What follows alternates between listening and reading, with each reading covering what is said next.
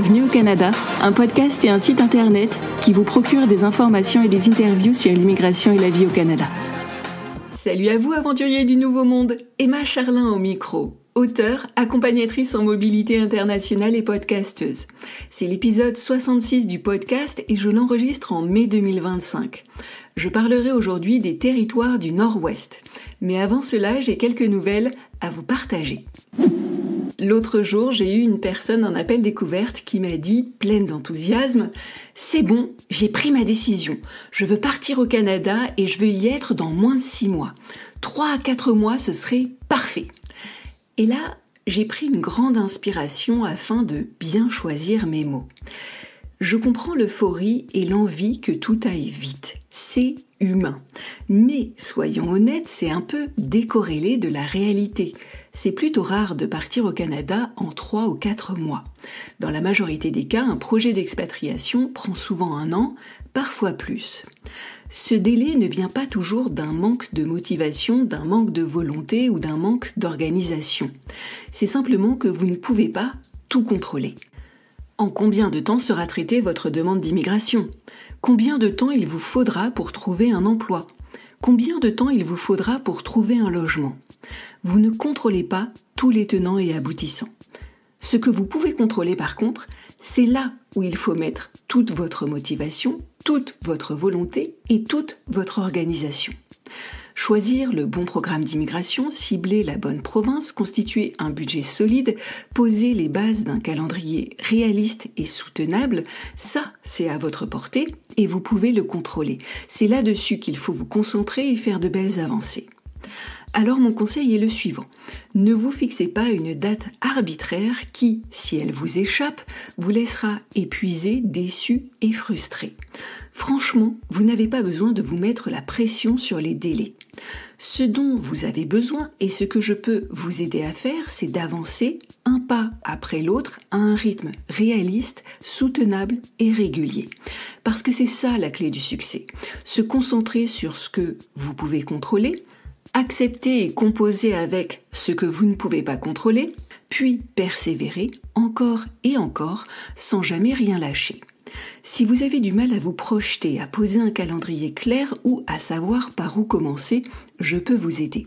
Ensemble, on construira un plan structuré, atteignable, motivant et surtout aligné avec la réalité.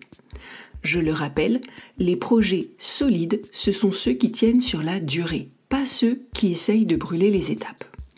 Et maintenant, voici un mot de notre sponsor. Eh mais il y en a pas!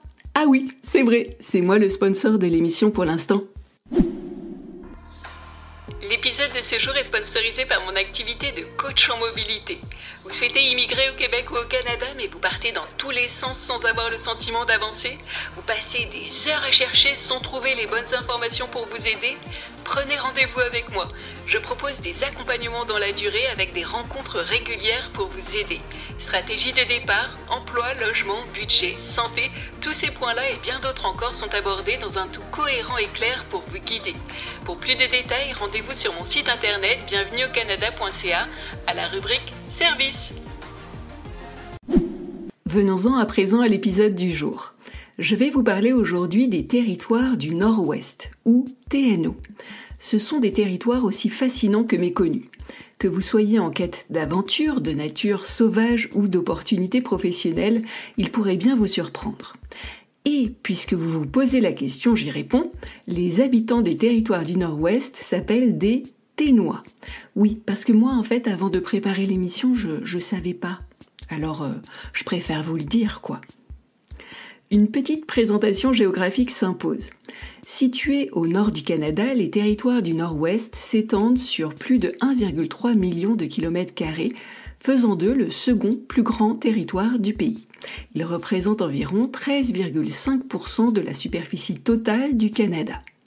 À l'ouest des TNO, on trouve le Yukon. À l'est, on trouve le Nunavut.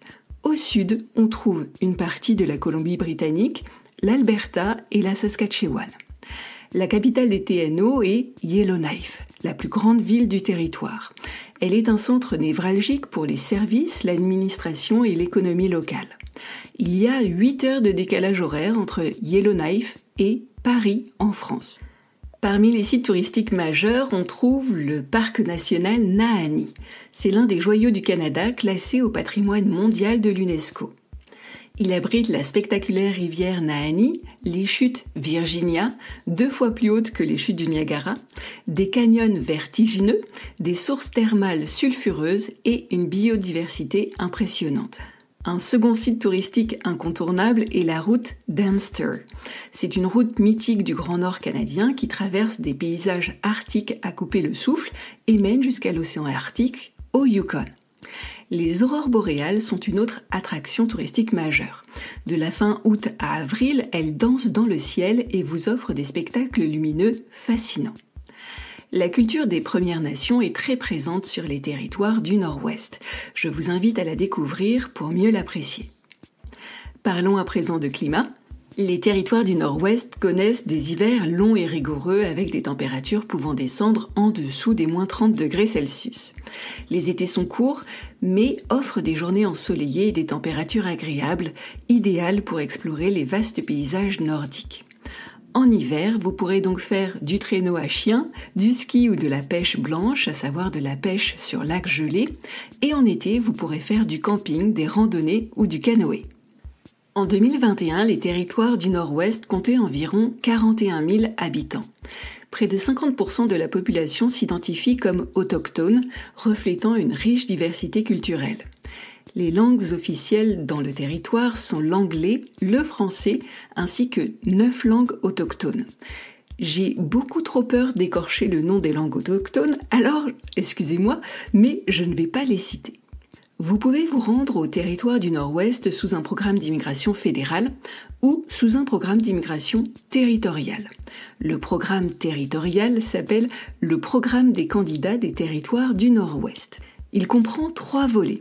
La catégorie entrepreneur, elle est destinée à ceux qui souhaitent s'installer au TNO pour démarrer ou acquérir une entreprise ou pour investir dans une entreprise existante.